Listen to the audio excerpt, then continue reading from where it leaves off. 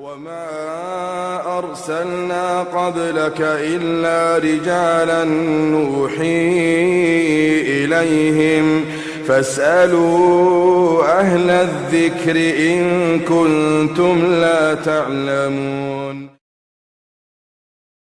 ظہر الفساد فی البر والبحر بما کسبت ایدی الناس. زمین میں کہاں کہاں فساد ہوتا ہے، کہاں کہاں لوگ یہ کرتے ہیں.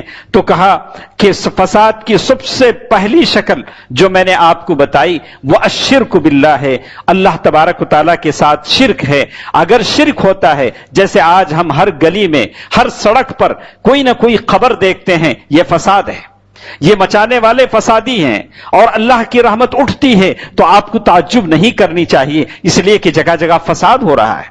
یہ مبتدع، یہ بدعتی فسادی ہیں، اور اللہ تبارک و تعالیٰ کہتا ہے ان اللہ لا يحب المفسدین. اللہ تبارک و تعالیٰ فسادیوں کو پسند نہیں کرتا. اور اسی طرح فساد یہ سارے کے سارے بے حیائی کے جرائد ہیں، میگزین ہیں اور ٹی وی چینلز ہیں، اور یہ ساری چیزیں ہیں جو لوگوں میں بے حیائی پھیلاتے ہیں، وہ زمین میں فساد پھیلاتے ہیں. اور اسی طرح فساد کی ایک اور شکل ہے، برائی کی ایک اور شکل ہے جو آپ دیکھتے ہیں کہ کوئی مسلمان خاتون اپنا پردہ نکال کر گھومتی ہے، سر پر اس کا پردہ نہیں ہے اور سر پر کپڑا نہیں ہے اور جسم پر برقع نہیں ہے، تو سمجھنا چاہیے کہ یہ بھی فساد کی ایک شکل ہے. کیسے فساد؟ اللہ تبارک و تعالیٰ نے بعد اصلاحها اس کی اصلاح کر دی.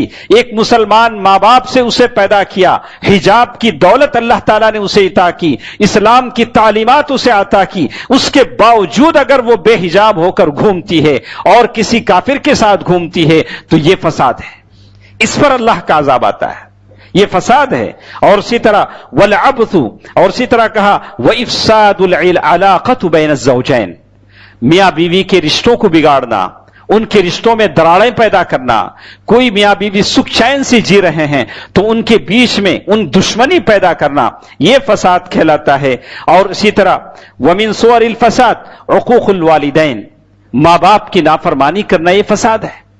ماں باپ کی نافرمانی کرنا، ماں باپ کا حق ادا نہیں کرنا. جیسے اللہ تعالیٰ نے کہا فَهَلْ عَصَيْتُمْ إِن تَوَلَّيْتُمْ أَن تُفْسِدُوا فِي الْأَرْضِ وَتُقَطِّعُوا أَرْحَامَكُمْ، اگر تم قطع رحمی کرتے ہو، رشتے ناتے کاٹتے ہو، ماں باپ کے ساتھ اچھا سلوک نہیں کرتے ہو، تو یہ بھی فساد کی بڑی شکل ہے جس سے اللہ تبارک و تعالیٰ نے منع کیا ہے.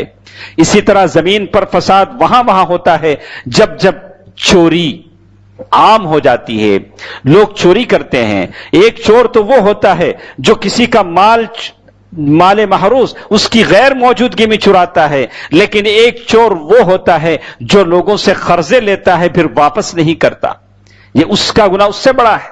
بہت سارے ایسے ہیں طاقت کے باوجود لوگوں کا مال لے لیتے ہیں، غیر شرعی طریقے سے مال لے لیتے ہیں جو اللہ تعالیٰ نے حلال نہیں کیا. اور اسی طرح شراب اور نشاور چیزیں اور فحش، زنا، یہ سارے کے سارے فساد ہیں. کتنی مسلمانوں کی نسلیں ایسی ہیں جو نشے کی ٹکیاں لیے گھومتی ہیں اور ان کے پاس اسکولوں میں پڑھتے ہیں اور بڑے بڑے کالجوں میں پڑھتے ہیں لیکن نشے کا استعمال کرتے ہیں، مسلمان ہیں، العیاذ باللہ، شراب خوری سے میں مبتلا ہیں. اور یہ فساد ہے. مسلم معاشرے کی ذمہ داری بنتی ہے کہ اپنے معاشرے میں اس کا احساس کرے، لوگوں کو احساس دلائے کہ یہ ساری چیزیں ہیں جس سے اللہ تبارک و تعالیٰ نے منع فرمایا ہے.